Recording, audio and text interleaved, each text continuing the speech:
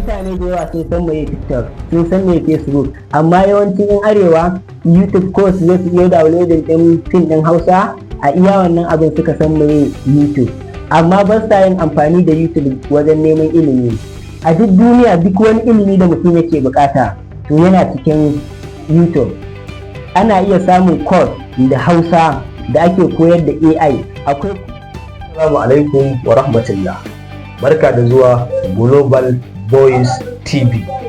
A yau za mu tattauna da wani babban masanin AI, ma'ana Artificial Intelligence. Da farko za mu so mai sauraro zai so ya ji menene sunan babban bakon namu. Da farko dai sunana Adam Sani, dan Jigawa ne, dan Birnin Kudu Local Government. To masu sauraro, kamar yadda kuka ji sunan babban bakon namu, yanzu za mu shiga cikin shiri kai tsaye. Tambayar mu ta farko gare ka ita ce, menene ake nufi da AI? Wannan suna ya zama gama gari, yanzu kowa ma ya san me ake nufi da AI, sai dai a ɗan yi ƙarin bayani. Idan aka ce AI, wata ƙirƙirarriyar basira ce wacce take tafiya da nazarin na'ura, ma'ana an ƙirƙiri wani abu da ake kiran artificial intelligence, wanda yake kokayen duk wani abu da ɗan adam yake yi. A yanzu ma yana iya yin abin da ɗan adam bai ya iyawa. Wannan abin shi ake nufi da AI. Kuma to da wannan AI ɗin ana sarrafa abubuwa da yawa. Yanzu duk wani manyan kamfanonuwa da suke yin amfani da software irin ta dahi an yi programming ainihi, yanzu AI yana iya ɗauke musu wannan nauyin da komai. Ana iya yin video editing da shi, ana iya gyara hoto da shi, duk wani abu da ka san ɗan adam yana yi a da, to AI yanzu ya ƙwace wannan ragamar. To yanzu tambaya ta gaba ita ce, shin yaushe ne ka fara yin aiki ko kuma koyon amfani da AI? A gaskiya ni dai zan iya cewa na kai shekara 3 dai baya na fara sanin AI. Ina cikin dan bidiyo ba zan manta ba a YouTube, naga ana tallan shi. A lokacin bai gamu gaman haka ba, mutane da dama ba su san shi ba, na siya nake ta yin bincike a kan shi. Da farko na san iya turanci yake yi, da na fara amfani da shi na gano yana jin Hausa. To a nan ne na zurfafa ilimi a kan shi. Yanzu kuma alhamdulillah an samu ilimi game da AI, kuma yana amfanar da mu, kuma ana cin abinci da shi. To alhamdulillah, mai sauraro zai so ya ji ɗaya ko biyu daga cikin ayyukan da kake yi da shi AI. A yanzu da na samu basirar amfani da AI, sai na gane to wannan wata dabara ce da ta zo mana mu mutane, hanya ce wacce za ta rance ne za ta amfanar da mu. Tunda abu ya shigo sabon shigowa ne, mutane ba su saba da shi ba, to me zan yi da shi ni kuma wannan abin yana kawo min kuɗi. Sai na gano a yanzu a duniya ana iya amfani da AI a ƙirƙiri bidiyoyin kuma ya kama da ɗan adam ne yake yin abu, ba animation bidiyo na cartoon ba, normal real bidiyo wanda za a iya ce na cinema bidiyo, mutum ya fito a fuskar ɗan adam. To ina yi amfani da fasahar AI, ina ƙirƙirar bidiyoyi ne, sannan ne editing ɗinsu, sannan ina ɗora a social media kuma ana amfana da su. Shi ne abin da nake da AI. To masha Allah, yanzu abu na gaba shi ne, wannan abu me yasa AI take da muhimmanci a wannan zamani da muke ciki? A gaskiya AI tana da muhimmanci, domin akwai abubuwa da dama nan gaba idan mutum bai koyi AI ba, gaskiya ba a bar shi a baya.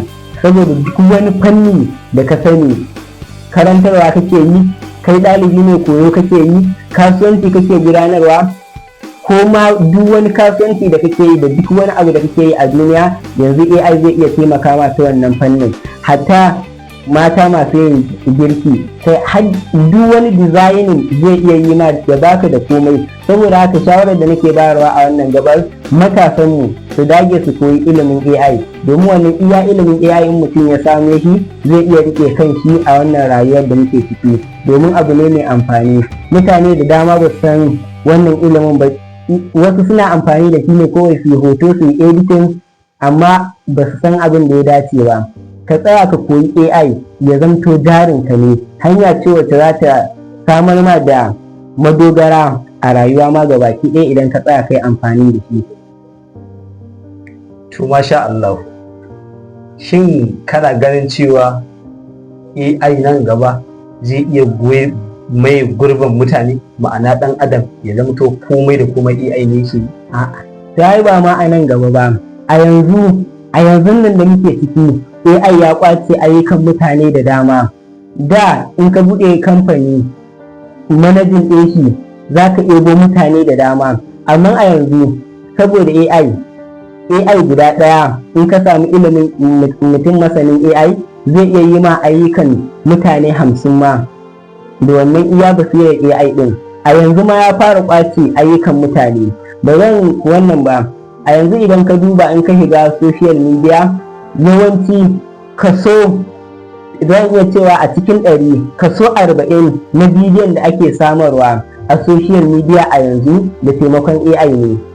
Duk wani bidiyo da ake samarwa yanzu a social media gabaki ɗaya, in ka ja bidiyo ɗaya biyu sai ka ga na AI, in ka ja bidiyo ɗaya biyu sai ka ga bidiyon da AI aka yi shi. To ka ta wannan fannin kalubale ne ga mutanenmu masu yin content creation su dage su koyi AI, saboda ne nan gaba AI zai iya kwace ragaman komai. Ko kamar mutanenmu masu yin comedy da wasu haka fina-finai, ina ba su shawara su dage su shiga ilimin AI din nan, saboda gaba za su iya zuwa sai sun sha wahala sun ɗauko bidiyon su, mutum ɗaya yana gida yana ɗaki zai haɗa bidiyon da ya fi nasu quality da fasahar AI. A yanzu ana iya ganewa AI ne yake yin, aka yi bidiyo za a ce AI ne, amma a nan gaba za a haɗa bidiyo da AI amma ɗan adam ma bai isa ya gane wannan bidiyon ba, bai isa ya gane wannan bidiyon da AI aka yi shi ba. Saboda haka ina ba da shawara matasanmu su dage su koyi AI tun yanzu, tun kafin a makara. To masu kallo za su so su ji kuma su ga cewa shin da ChatGPT da AI abu ɗaya ne ko kuma suna da bambanci? Shi idan aka ce AI shi ne ake nufi artificial intelligence, shi ma ChatGPT yana cikin AI ne, ma'ana shi ma AI ne amma shi sunan kamfanin shi ne ChatGPT. Saboda haka akwai AI ChatGPT, akwai AI Gemini, akwai AI Clown. Duk waɗannan AI ne waɗanda suke taimakawa mutum wajen ba da bayanai da iya ƙirƙirar abubuwa. Saboda haka idan aka ce AI shi ne ma'ana sunan shi gama gari. Idan aka ce ChatGPT shi kuma wani ɓangare ne na AI, wani kamfani ya ƙirƙire shi ya samu suna ChatGPT. Kamar shi 'yan ƙasar America ne suka ƙirƙiri ChatGPT. Akwai wani AI ana kiran shi da wannan Dixit, shi kuma wannan na ƙasar China ne. Saboda haka idan aka ce AI yana nufin duk suna gama gari ne a cikin intelligence. Da Hausa kuma muna faɗa mai suna ƙirƙirarriyar fasaha ta me zan ake cewa ta wucin gadi, ma'ana yana yin duk wani abu da mutum yake yi. Yawa haka. To abu na gaba shi wace hanya ce ko kuma shin matasanmu a wannan ƙasa tamu ta Najeriya shin za su iya koyar aiki da AI ma'ana ChatGPT ba tare da sun kashe kuɗi ba kuma su samu kuɗi da shi? Wannan abin ai shi ne ba ya fi komai sauƙi, koyar AI ba tare da mutum ya kashe kuɗi ba. Akwai wata satar amsa da zan ba mutanenmu wanda yana da muhimmanci wannan abin su yi shi. Shine sirrin samun duk wani course kyauta shine YouTube. Mutane da yawa sun san mai TikTok, sun san mai Facebook, amma yawancin yan arewa YouTube course zai su iya downloading ɗin fim ɗin Hausa, a iya wannan abin suka san mai YouTube, amma ba sa yin amfani da YouTube wajen neman ilimi. A duk duniya duk wani ilimi da mutum yake bukata to yana cikin YouTube. Ana iya samun course da Hausa da ake koyar da AI, akwai course da Turanci da ake koyar da AI kyauta ba tare da mutum ya sa kuɗi ba. Sannan sai hanya ta biyu, shi idan ka samu ChatGPT yana jin Hausa zai iya koya ma AI ta cikin AI, za ka iya koyar AI ta cikin AI. iya amfani da ChatGPT ma yana koya ma wasu abubuwan da baka sani ba, saboda ne duk wani abu da ka tambaye shi a duniya in dai abin nan ya a bisa ka'ida ne bai saba doka ba, to AI zai baka amsa. Saboda haka in ilmantarwa ne, in wa'azantarwa ne, duk fannin da ka je, a fannin lafiya ne, in fannin kuɗi ne, duk wani fanni na duniya an samar. Saboda haka yana da data na duk wani abu da yake social media. In ka tambaye shi abu kaza zai zagaye social media ne ya gano ma gundarin hakikanin abin da ka tambaye shi ko daga ina ne. Saboda haka za a iya koyar AI ba tare da mutum ya sa ko biyar ba, sannan daga baya kuma ya amfani da wannan abin da ya koya ya samu kuɗi. Sai dai mutane da yawa za su yi tambaya, ta yaya to bayan na koyi AI zan na samun kuɗi da shi? To hanyoyin samun kuɗi da AI gaskiya suna da yawa. Da AI za ka iya koyon editing. In ka koye shi akwai wanda zai kawo ma aikin shi ta nemar, da kamar video editing ana yin generating ɗin bidiyoyi da hotuna. To shi AI ɗin nan idan ka koye shi za ka san yadda za ka haɗa hotuna da za ka yi bidiyo da su, sannan bayan ka haɗa bidiyon da su za ka iya ƙirƙirar prompt. Wannan prompt ɗin da ake ƙirƙira shine babban ginshiki da ya kamata ɗan adam su koya, ma'ana matasan su koyi yadda ake samar da prompt. Domin shi prompt da kalmar Hausa ana nufin shi umarni, ka koyi yadda ake bawa AI umarni.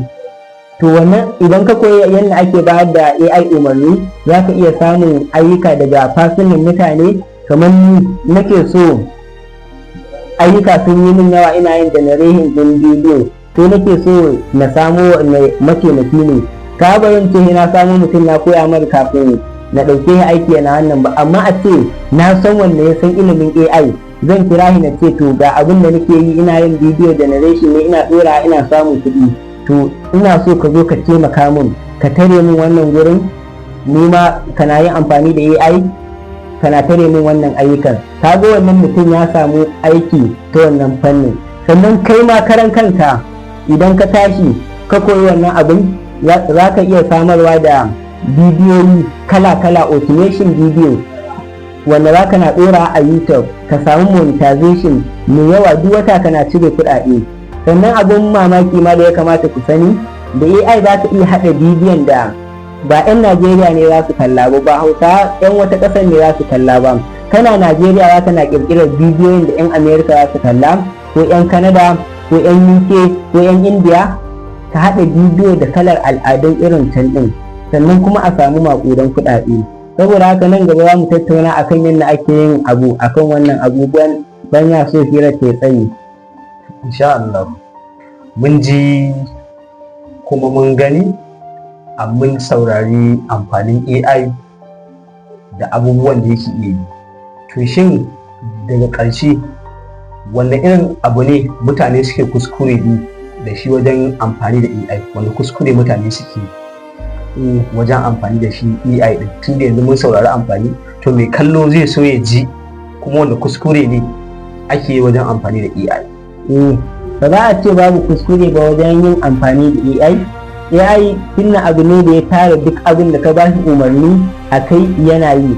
Saboda haka ya danganta kuskuren ta wajen aiki da shi ta hanyar da bai dace ba, ko kuma irin wanne kake nufi haka? Wajen amfani da AI akwai abubuwa masu haɗari, fake news da sauran abubuwa da wasu kan iya yi su ba AI umarni su zo su kuma yi wani aiki na barna. To wacce irin shawara ko magana za a gaya wa masu amfani da AI wajen irin waɗannan ayyuka? Gaskiya wannan magana ce mai kyau, saboda ne za ka iya yin amfani da AI ka samar da labari na ƙarya.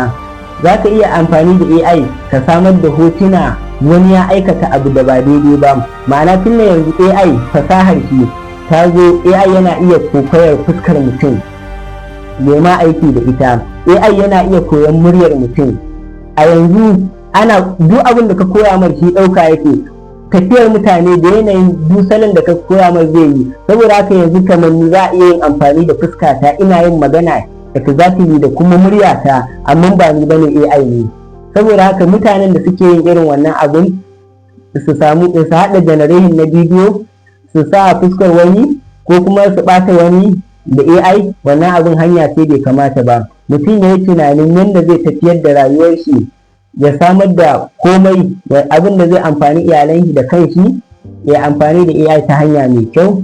Hanyar mai kyau ita ce hanyar da za ka samu kuɗi da AI, domin wannan sabon kasuwanci ne. Idan ka ɗauki abin a matsayin kasuwanci za ka samu kuɗi, idan ka ɗauke a matsayin ɓarna to Allah dai ya kiyaye kuma ya kare wannan yawa. To wace shawara ce ko wanne abu ne guda biyu ko uku wanda za ka ba wa mai fara aiki da AI shawara ya fara amfani da shi? A gaskiya a yanzu idan kai sabo ne a AI, to AI din da ya kamata ka fara amfani da shi shine ChatGPT. ChatGPT shine app mafi aminci ga mai farawa, domin yawanci duk wanda ya san AI ya fara amfani ne da shi. Wannan AI din in ka zo inda Hausa kake yin magana yana jin yarenka na Hausa, za ka iya tambayar shi duk wani abu da kake so ga komai, sannan ta cikin shi zai iya baka sunayen wasu AI da za ka yi amfani da su a sauƙaƙe ba tare da ka sha wahala ba. Daga AI akwai wani ana kiran shi Gemini, shi ma yana da daɗin aiki kuma yana yin duk abin da kake so. Sannan akwai Cloud. Waɗannan AI guda uku suna da matuƙar amfani wajen tsara wa mutum labari da zai haɗa bidiyo da su, ya baka script mai kyau sannan ya baka prompt mai kyau. Duka waɗannan suna iya ba da wannan abubuwan, amma Gemini yana da ƙarfi wajen ƙirƙirar hotuna da kuma bidiyoyi. Yawa. Daga ƙarshe wace shawara za ka ba wa matasa waɗanda suke son zama ƙwararru wajen amfani da AI? Yau babbar shawara ɗaya ce, mutum yana so ya fara ya ƙware kai a fannin AI to ya fara. Karka ce sai na je makaranta na koyi AI ko menene, a'a ka ɗauko shi a wayanka ka fara aiki da shi, sannan kana bibiyar course na kyauta wanda mutane suke koyarwa. Akwai channel sun fi dubu, sun fi 10,000 a fannin Hausa ma muna da su da yawa a cikin YouTube in ka shiga, wanda kowai aikin su ne koyar da wannan AI din. Su da wannan koyar da AI din shine content din da suka zaba ni din da yake ba su abinci. Kai kuma da zaka je ka kalla kyauta ne, amma zaka samu ilimi mai yawa sosai. Saboda haka idan kana so ka kware a wannan fannin shine ka fara koyo. Bayan ka fara koyo kana yin aiki da shi, kana practical kullum, saboda kullum idan kana aiki da shi kana ƙara samun experience ne a kai, kana ƙara samun wasu dabaru da yadda za ka sarrafa shi. Shi AI abu ɗaya ne, in ka iya sarrafa shi, in dai ka iya sarrafa shi to zai yi ma duk abin da kake so. Wasu suna yin kuka da AI, na tambaye shi amma bai ban amsar da nake so ba ko wannan, a'a abu ɗaya ne, baka iya sarrafa shi ba. To wannan sarrafawar ita ma sai ka koya, ka koyi yadda ake ba AI umarni. Yauwa ne a takaice. Mun gode sosai da lokacin da ka bamu, Allah ya saka da alkhairi. Masu kallon Global Boys TV, idan kun ji daɗin wannan tattaunawa ku yi like, ku share, ku yi subscribe. Ni ne Bilyamin Ishaq. Assalamu alaikum wa rahmatullahi ta'ala wa barakatuh.